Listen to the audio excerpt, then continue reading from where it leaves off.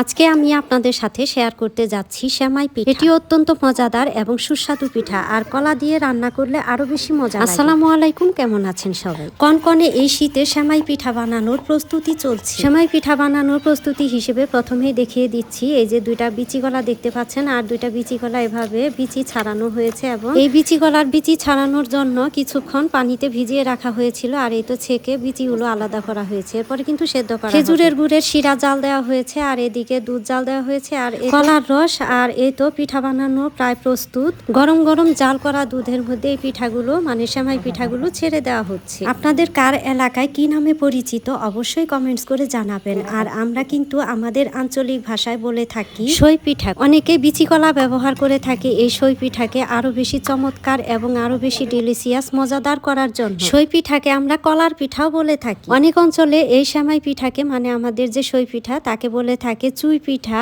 চই পিঠা, COE পিঠা। যে অঞ্চলে যে নামে ডেকে থাকেন না কেন, এই পিঠার স্বাদ কিন্তু অতুলনীয়। দুধ জাল দেওয়ার পরে ধীরে সুস্থে এই পিঠাগুলো আস্তে আস্তে দেওয়া হবে, যেন ভেঙে না যায়। প্রত্যেকটা পিঠা যেন আস্ত থাকে এবং খেতে যেন খুবই সুন্দর মুলায়ম যেন হয় এবং সুস্বাদু যেন হয়, সেজন্য ধীরে সুস্থে আস্তে আস্তে পিঠাগুলো দিয়ে দেওয়া হচ্ছে। অনেক দিন ধরে ভাবছিলাম যে ঘরে তৈরি এরকম একটা পিঠার বড় ভিডিও আপনাদের সাথে শেয়ার করব। সেই সুযোগটা আমার চলে এলো, তাও আবার এই কনকনে শীতে। ভালোই হলো, চুলার পাশে থাকতে ভালোই লাগে এই কনকনে শীতের দিনে। প্রিয় দর্শক ভাই বোনেরা, এখন পর্যন্ত আমার চ্যানেলটিকে যারা সাবস্ক্রাইব করেননি অবশ্যই সাবস্ক্রাইব করে রাখবেন, যেন পরবর্তীতে আরো সুন্দর সুন্দর ভিডিও দিলে সেগুলো দেখতে পান। দুধের মধ্যে পিঠা দিয়ে কিছুক্ষণ জাল করার পরে এখন দিয়ে দেওয়া হচ্ছে সেই কলার রসগুলো, মানে বিচি ছাড়িয়ে যে কলার রসগুলো তৈরি করা হয়েছিল সেইগুলো। এভাবে আস্তে আস্তে অনবরত নেড়ে নেড়ে রান্না করা হবে। খুব বেশি জোরে নাড়া যাবে না, কারণ পিঠা ভেঙে যাবে। আবার ওদিকে নাড়া না দিলে পরেও নিচে লেগে যাবে, পুড়ে ধরবে। খেজুরের গুড়ের যে শিরাটা জাল দিয়ে রাখা হয়েছিল সেই শিরা এখন দিয়ে দেওয়া হচ্ছে এই পিঠার মধ্যে।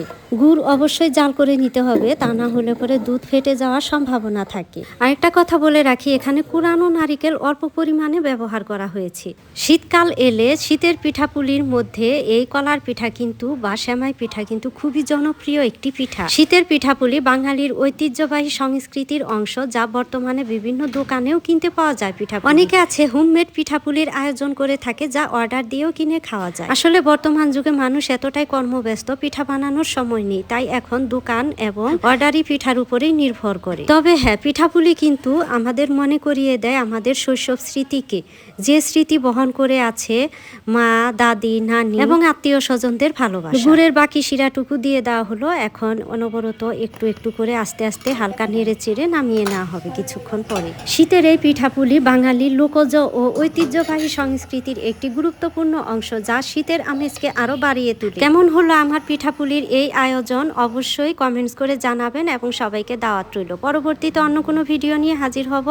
ভালো থাকবেন, সুস্থ থাকবেন।